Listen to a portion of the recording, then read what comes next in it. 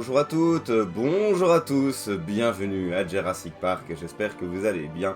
On se retrouve aujourd'hui pour le déjà 7ème épisode de la série Jurassic Park dans Prehistoric Kingdom, donc je vous avoue que waouh, déjà 7 épisodes, j'ai l'impression que le parc n'en est qu'à ses balbutiements pourtant, et c'est déjà le 7ème épisode de construction de la série, donc voilà, faut dire qu'on a enchaîné quelques gros morceaux.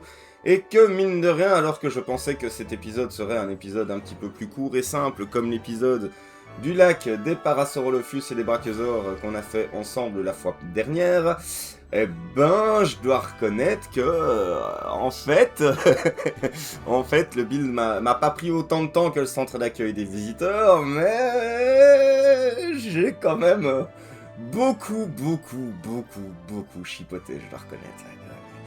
Donc ici on rajoute un nouvel habitant au parc, on rajoute un nouveau théropode carnivore, on rajoute le Torvosaure dans notre parc. Et en fait ici, moi, mon idée c'était de leur faire une galerie d'observation qui est inspirée par les galeries d'observation de Jurassic World Evolution 2, donc en fait, tout simplement, il n'y a pas de galerie d'observation Jurassic Park dans Jurassic World Evolution 1, donc j'ai relancé Evolution 2 pour le plaisir d'aller prendre des captures, d'aller prendre des inspirations en fait des différentes infrastructures thématisées Jurassic Park du jeu. Et voilà, la galerie d'observation que comme d'habitude, normalement, je n'ai pas oublié de vous montrer à l'écran, elle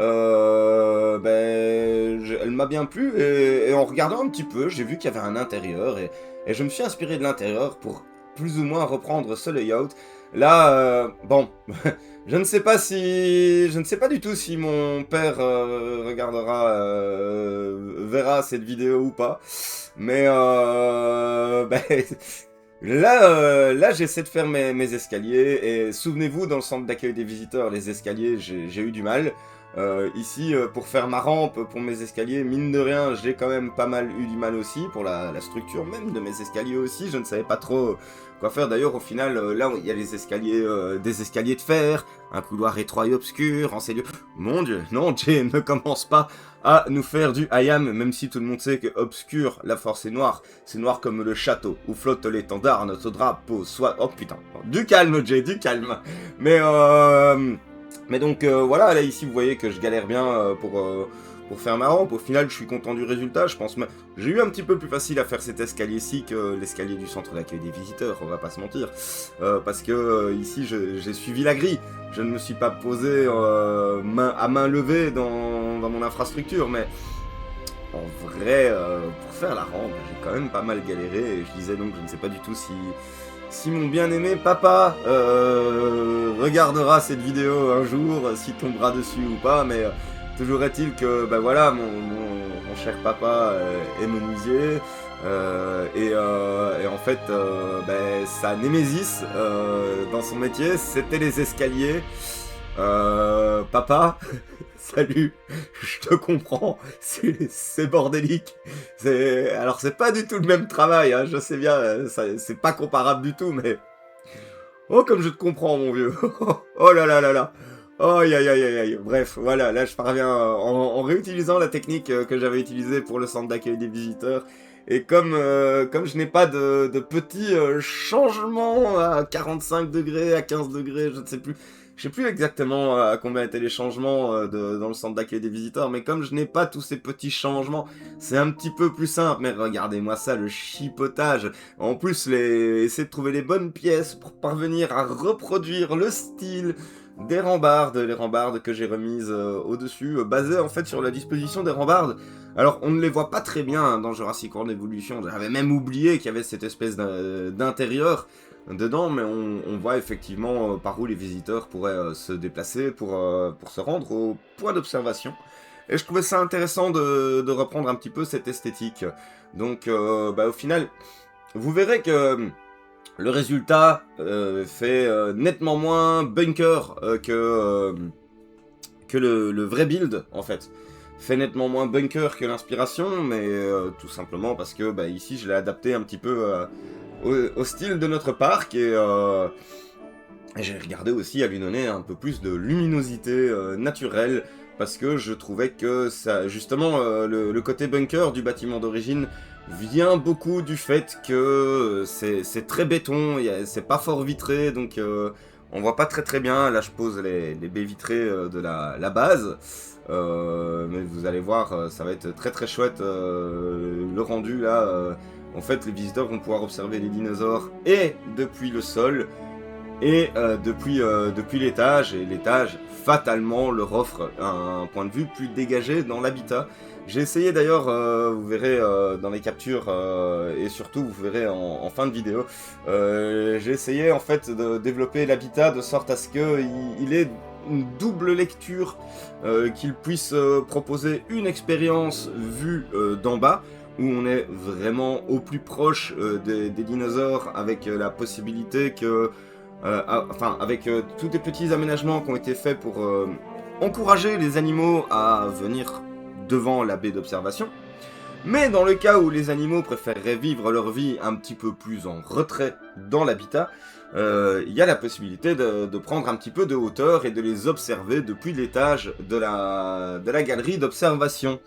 Alors là ici je rajoute, ben voilà, je vous disais, j'essayais de faire matcher un petit peu le tout avec l'esthétique, avec le style qu'on a posé dès le premier bâtiment, en fait, dès le bâtiment d'arrivée des visiteurs, on a quand même délimité, posé un certain style architectural, et donc ici, tout en essayant de respecter un maximum l'inspiration initiale, c'était vraiment très chouette de parvenir à adapter le tout à notre style architectural.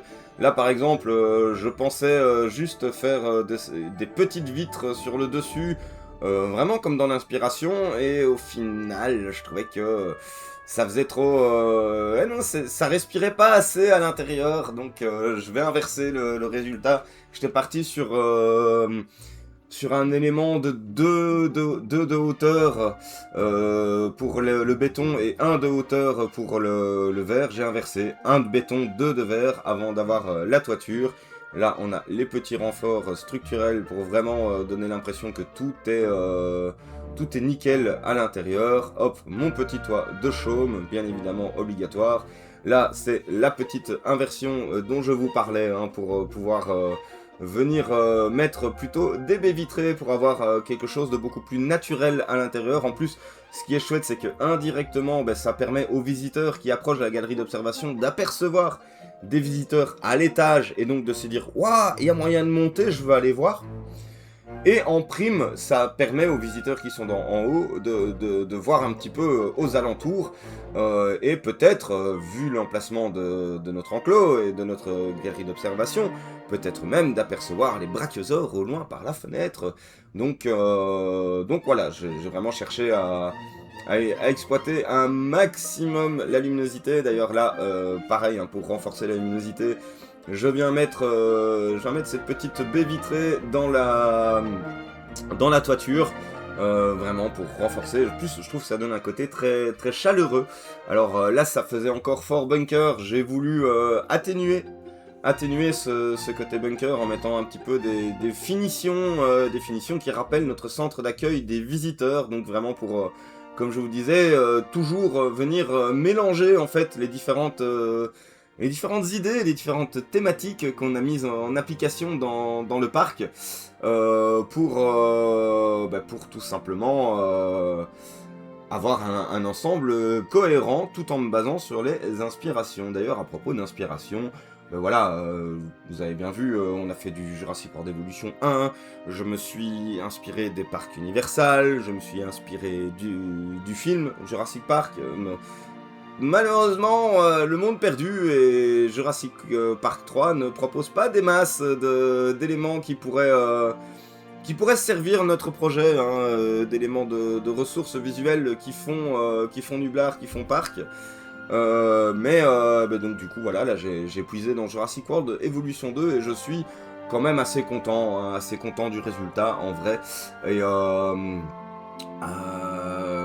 j'ai du coup quelques petites idées sur base de bâtiments de Jurassic World Evolution 2 et de Jurassic World Evolution 3 pour des ajouts à faire ultérieurement dans notre parc. J'ai également des petites idées qui me viennent toujours des parcs Universal notamment, donc ne vous en faites pas, les idées elles sont là. J'espère juste que je parviendrai à ne pas en avoir trop en fait, ne pas avoir trop d'idées pour ne pas se retrouver avec un parc qui n'est pas finissable. Ce serait assez fâcheux, je trouve. Là, je me suis amusé à reprendre vraiment le style de... Allez, comment dire, le style de l'embrasement de la porte d'accès avec les petits panneaux là qui sont... Enfin, les petites planches de panneaux. Normalement, il est censé y avoir un logo Jurassic Park sur chacun, un petit logo Jurassic Park. Avec la façon dont j'ai réinventé le logo ici pour la série, j'aurais trouvé ça too much. Donc bah, en fait, ce que je vais faire, c'est que le logo Jurassic Park, il va plutôt se trouver sur le mur qui vous accueille dans la galerie d'observation. D'ailleurs, voilà, là ici, vous le constatez, hein, la construction de cette galerie d'observation prend le plus gros de l'épisode.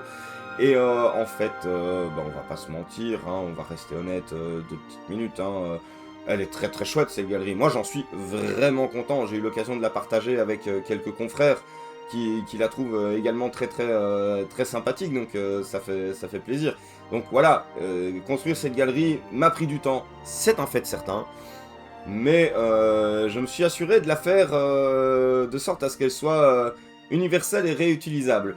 À la limite, je pourrais juste refaire un petit peu les petits bancs de végétation qu'il y a à l'intérieur, mais j'ai fait en sorte d'avoir quelque chose de réutilisable et de suffisamment neutre que pour pouvoir s'en servir à nouveau. Et donc maintenant que notre bâtiment est construit, on va pouvoir le placer et agencer le chemin autour. J'avais envie d'essayer de faire vraiment une petite section alcôve un peu à part, et pour la relier, bah, je me disais, bah, ça fait un peu respirer Enfin, c'est... Ironiquement, en fait, quand j'ai créé ça, je me disais, je l'ai fait pour faire respirer un petit peu le parc, et en vrai, quand on prend un petit peu de hauteur, et qu'on regarde le truc de haut, ces 2 petites alcôves, ces petites ouvertures que je vais recouvrir de végétation pour faire respirer le parc, et ben ironiquement, elle ressemble un petit peu à des espèces de poumons comme ça. Et en plus, il y a des arbres dedans, donc c'est le poumon de notre planète, si j'ose dire. Donc voilà, pour la petite anecdote, je trouvais ça assez sympa. Vous allez me voir expérimenter 2 ou 3 trucs, notamment une arche. Je vous avoue que cette idée d'arche, je l'avais déjà en tête autour du centre d'accueil des visiteurs, mais je me disais non, c'est déjà assez waouh comme ça. Mais ici, ouais, je trouvais ça sympa et intéressant d'en avoir une. Et je vous avoue, bon, il y a eu quelques petits changements. Et au final, je pense même que c'est encore une autre version de l'arche que vous verrez dans les cinématiques shots. Mais, je sais pas. Il y a un truc qui fait un peu Star Wars avec cette arche. Et bah, vous me connaissez, vous savez à quel point j'adore Star Wars. Donc... moi j'aime bien, mais est-ce que ça a sa place dans un Jurassic Park?